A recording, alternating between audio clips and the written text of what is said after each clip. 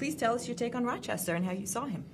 All right. Well, Rochester is it's a classic sort of Byronic hero that sort of really describes him best. It's somebody who has a shady history.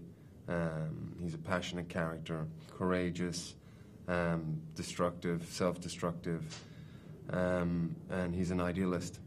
So all those sort of things. What is it about the script and Carrie's take on the material that made you decide to take the part?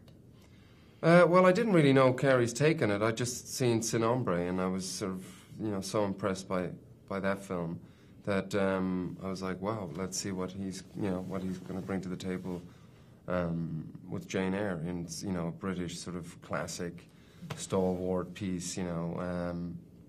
I was like, well, this is going to be great. If he's made that film, I'd love to see what he can do with this story. So that was it. That's all I went with that, and then Mia. I'd seen her working in treatment and was blown away by that, and I thought, wow, this young girl's got so much maturity and depth and interesting choices that I was like, this could be, some really interesting ingredients here. Let's see what happens. And then did anything further impress you about Mia when you actually started working together? It just added, I just sort of became sort of more and more impressed by her, and she's such a lovely human being and such a professional. And she's got a real discipline that I think, she comes from a, dancing history. And I think she brings a lot of that with her to her acting technique. Her physicality is excellent. I don't know if you've met her, you'll know that Mia is one thing and Jane is definitely something totally different. She's, I really have to say she's the future. Who among the cast are you also excited to be working with? Well, obviously Judi Dench.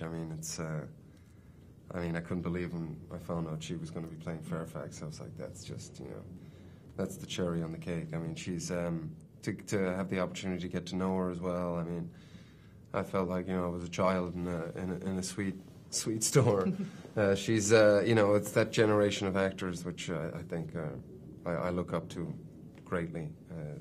They were in a different league, I think. Does this classic tale still have relevance today?